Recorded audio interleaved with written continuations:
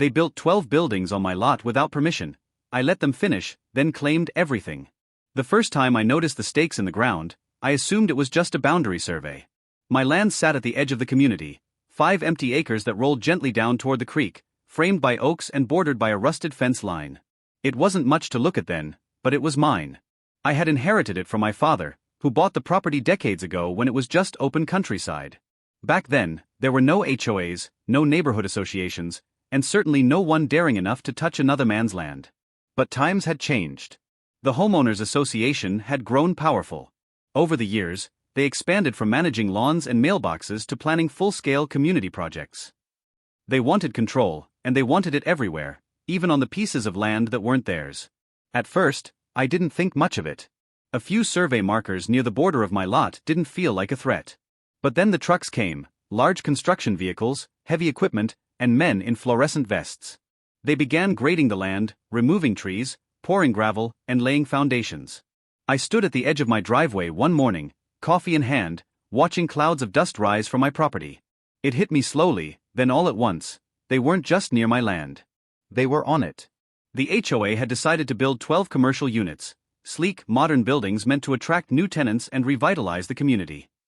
And according to their shiny blueprints, those buildings would sit squarely across the creek, on my side of the property line. I checked the deed twice. Then 3 times. Every record confirmed the same thing, that 5-acre stretch was legally and entirely mine. The HOA hadn't even requested permission. They'd crossed the property boundary without hesitation, treating the land as if it were their own. It wasn't an accident, it was arrogance. The old me might have stormed over there, demanded answers, called the sheriff, maybe even filed a lawsuit immediately. But something told me to wait. They were confident, too confident. And I realized something about confidence: it's most dangerous when it blinds people.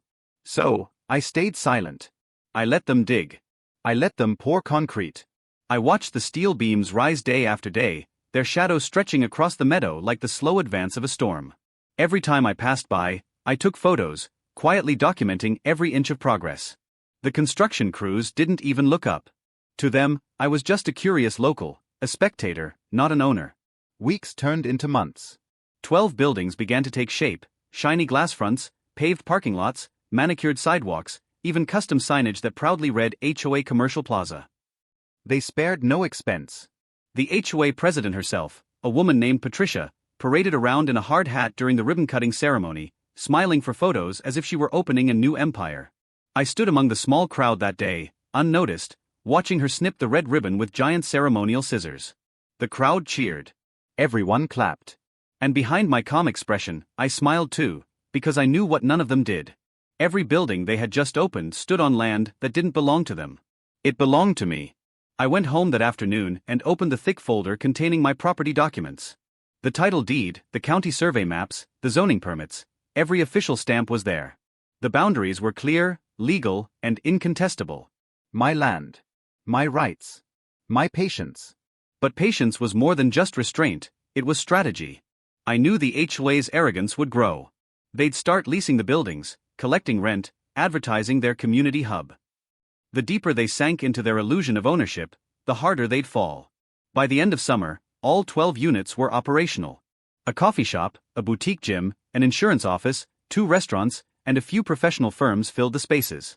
The HOA proudly announced the plaza as their crowning achievement, the symbol of progress for the entire neighborhood. And that's when I made my move. I hired a land attorney, a quiet, methodical man who understood that the best lawsuits start long before they're filed. He reviewed every document, confirmed every boundary, and verified every violation.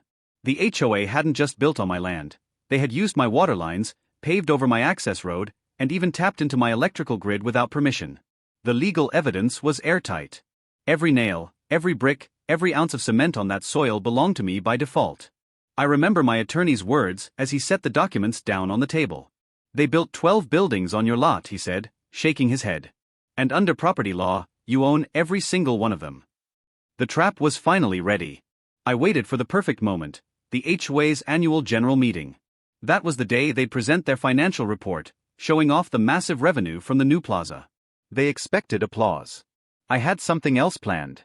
As they unveiled charts of rising profits and rental income, I walked to the front of the room, a quiet storm in a sea of smug smiles. From my briefcase, I pulled out the original title deed, the one they thought I didn't have, the one that proved everything they'd built was standing on my property. The room fell silent. That moment, the collective realization that every brick, every building, and every dollar they'd invested was now legally mine, was worth every second of silence I had endured. Patricia's confident grin vanished. The color drained from her face as she read the documents. The lawyers, the board members, the investors, all of them stared, stunned and speechless. I didn't need to shout. I didn't need revenge through anger. I had something better, ownership.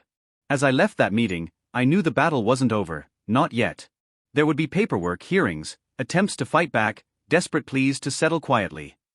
But the outcome was inevitable. The law was on my side, and they knew it. By the time the sun dipped below the horizon that evening, the entire neighborhood was buzzing with whispers. The HOA had built their empire on the wrong land, and now the man they ignored for months owned every inch of it. The silence that followed wasn't peaceful. It was fear, theirs, not mine. And I was just getting started. The days following the HOA's meeting were a whirlwind of chaos, disbelief, and denial. Word spread through the neighborhood faster than anyone could control it. Residents whispered in hushed tones at mailboxes, and the local paper ran a small piece titled "Ownership Dispute over HOA's New Commercial Plaza." What they didn't know was that the word dispute was far too gentle. This was no misunderstanding, it was the unraveling of an empire built on arrogance and stolen ground. The HOA board scrambled to contain the damage. Patricia, the HOA president who once strutted around like a queen, now avoided even her own neighbors. She called emergency meetings, hired attorneys, and tried to rewrite the narrative. According to her, the property lines were unclear, the construction accidentally extended, and I was being uncooperative. It was almost amusing. But the truth didn't bend to excuses. The county assessor's maps, the signed deeds, the original boundary records, all of them told one simple story: every inch of that land, every building, every foundation lay squarely within my property. And when my attorney filed the official claim with the county recorder, it became undeniable. The HOA no longer owned 12 buildings. I did. The legal battle that followed was as dramatic as any courtroom spectacle. The HOA tried everything: counterclaims, boundary disputes, zoning loopholes.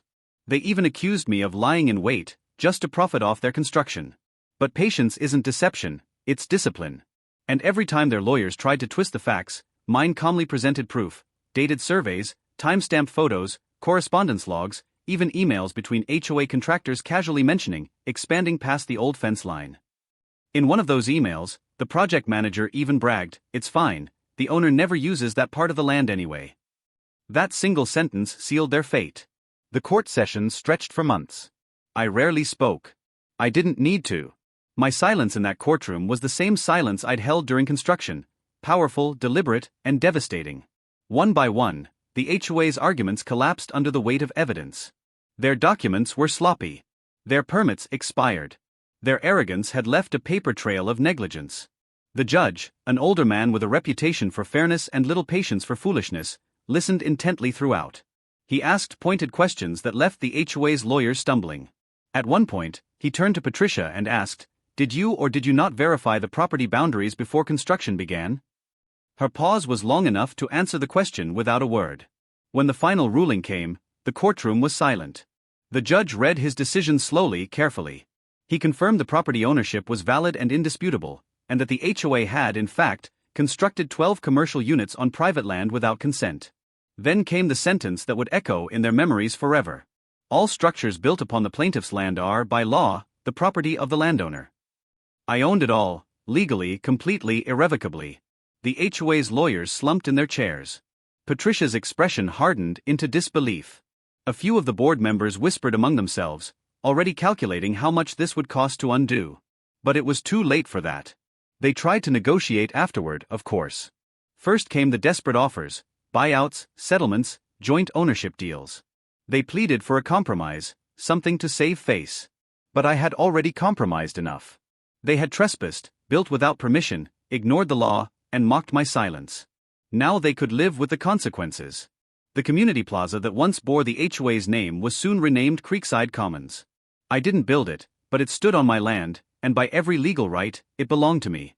The tenants, who had signed leases through the HOA, simply transferred their payments. One by one, rent checks began coming to my mailbox instead of theirs. Within months, the HOA's finances crumbled. Their pride project had become the very thing that bankrupted them. I invested in the property properly this time, hired real contractors to fix the mess they'd left behind, repaved the parking lots, improved the landscaping, and set up a professional management company to run the plaza. What they had seen as their monument to control became a symbol of my patience, and their downfall. The ripple effects in the neighborhood were enormous. Residents who once worshipped the HOA's authority began questioning everything they did. New board elections were called. Patricia resigned quietly, her once feared leadership reduced to a cautionary tale.